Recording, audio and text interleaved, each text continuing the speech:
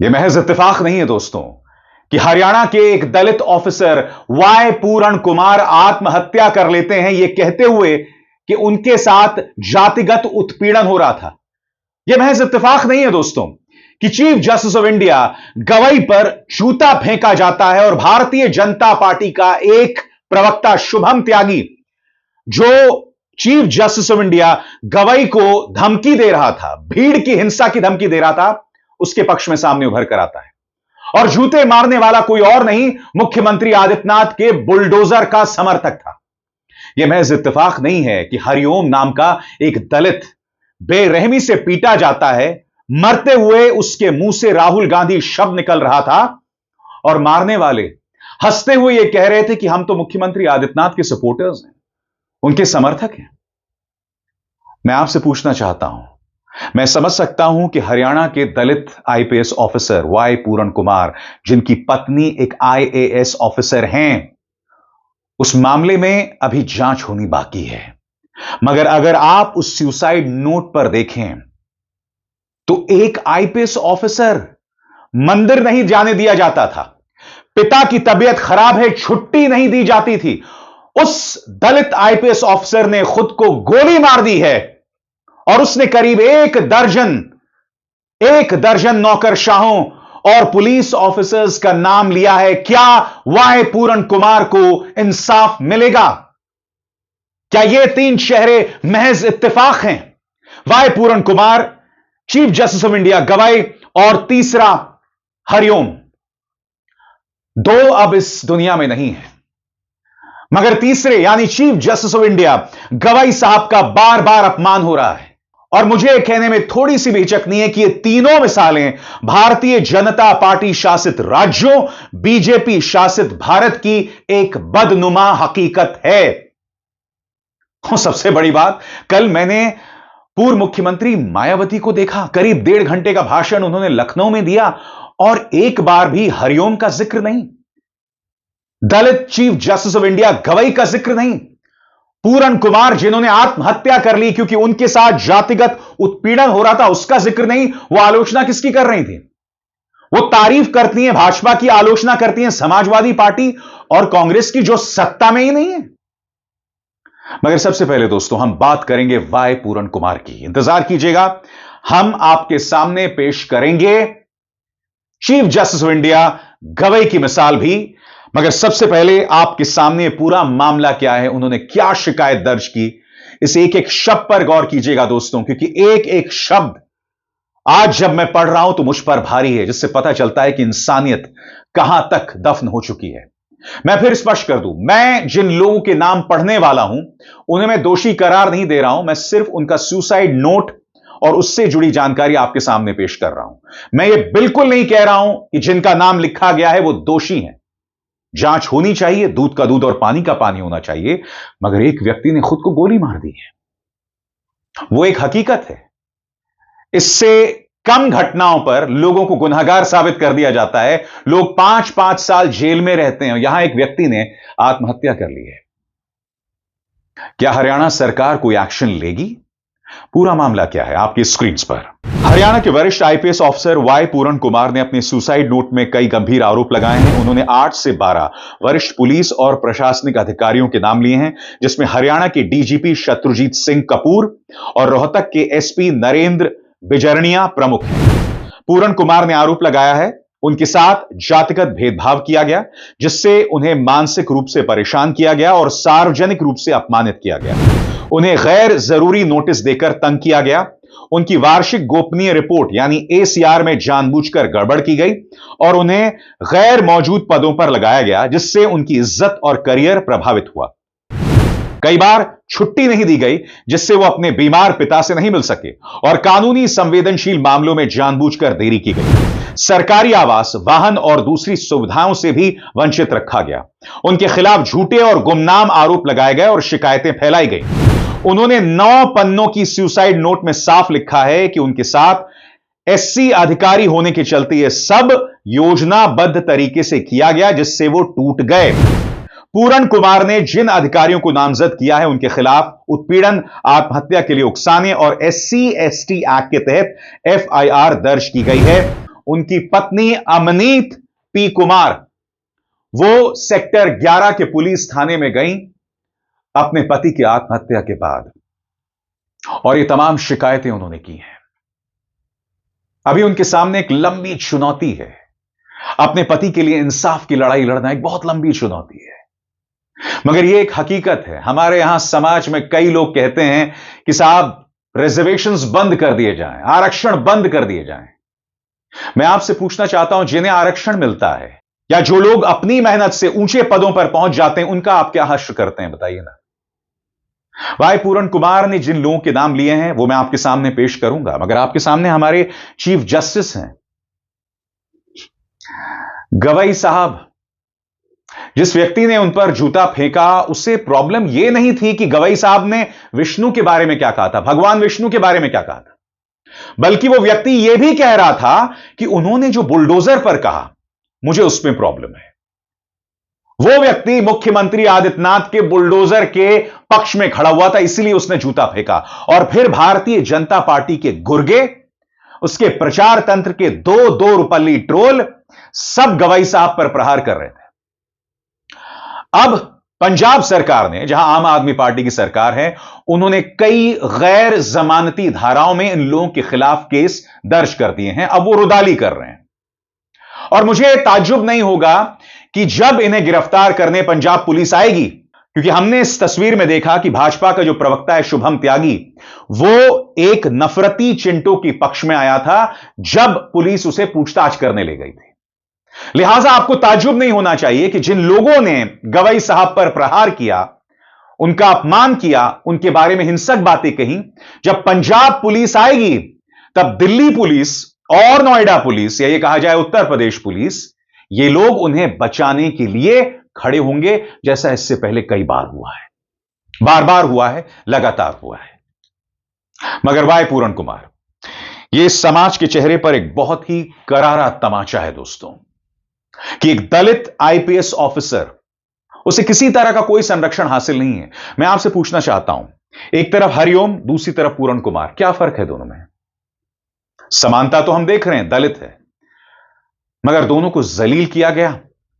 एक को मार दिया गया और मारते हुए हंसते हुए कह रहे थे कि हम तो बाबा के समर्थक हैं, और दूसरे को इतना जलील किया गया, कम से कम उनके सुसाइड नोट में दिख रहा है, इतना जलील किया गया कि उस व्यक्ति ने खुद को गोली मार दी।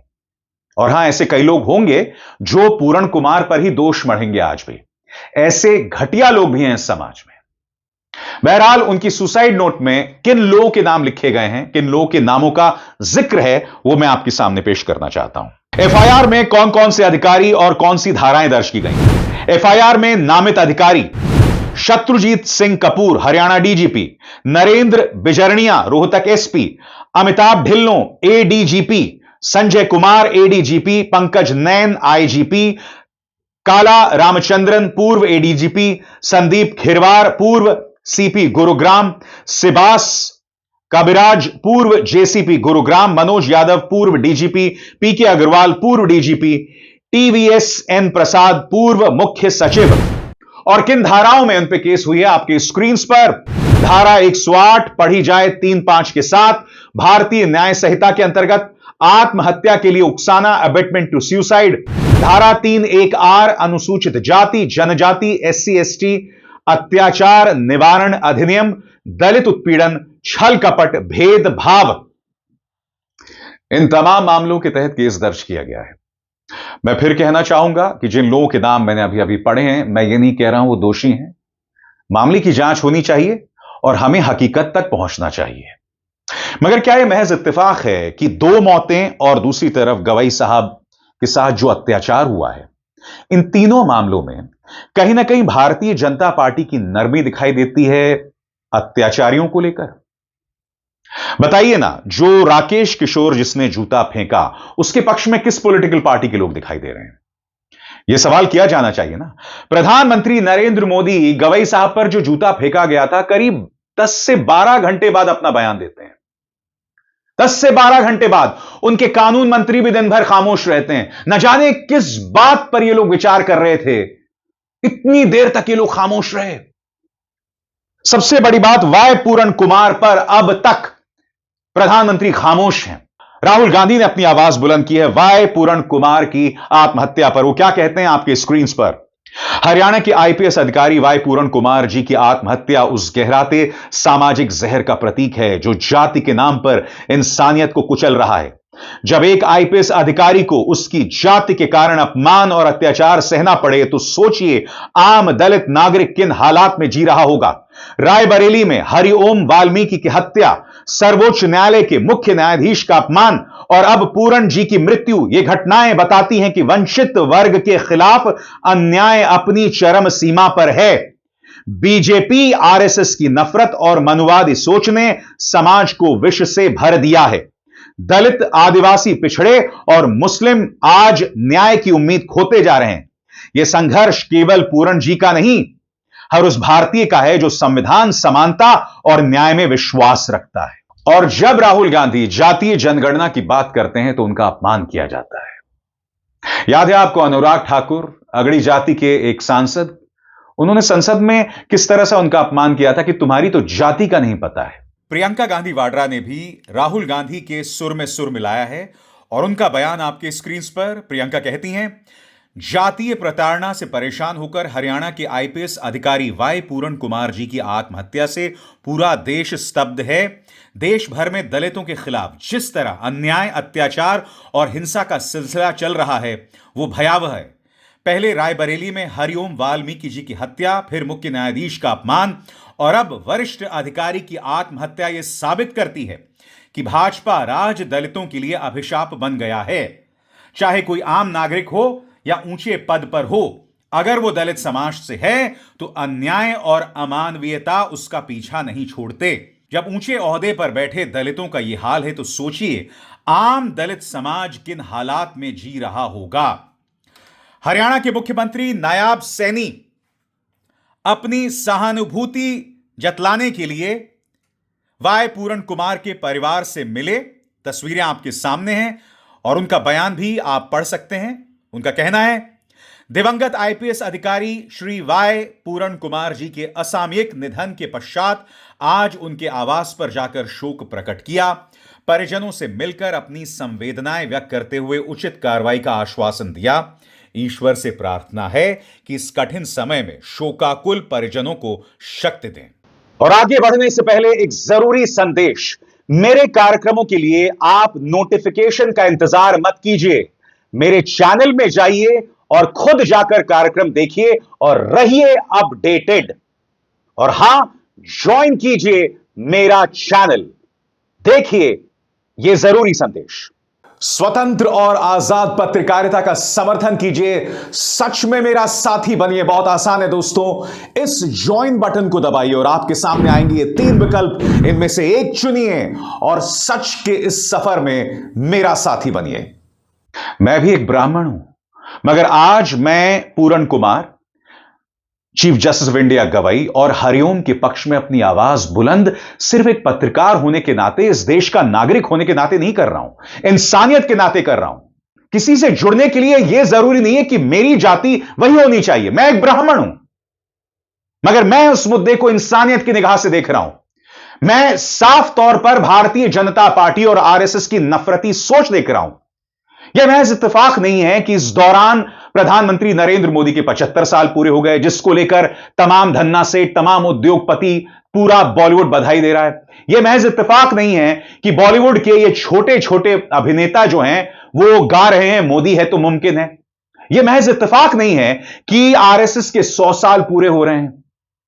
यह महज इत्तेफाक नहीं है कि प्रधानमंत्री नरेंद्र मोदी पहले गुजरात के मुख्यमंत्री और अब प्रधानमंत्री रहते हुए उन्हें 25 साल हो गए। और यह महज इत्तेफाक नहीं है कि सबके चलते 2 दलितों की मौत हो जाती है, एक आईपीएस ऑफिसर, एक गरीब हरिओम और तीसरे दलित सीजेआई गवई साहब पर जूता फेंका जाता है। और उनके खिलाफ कौन कौन मैदान में है यह मुझे आपको बतलाने की कतई जरूरत नहीं।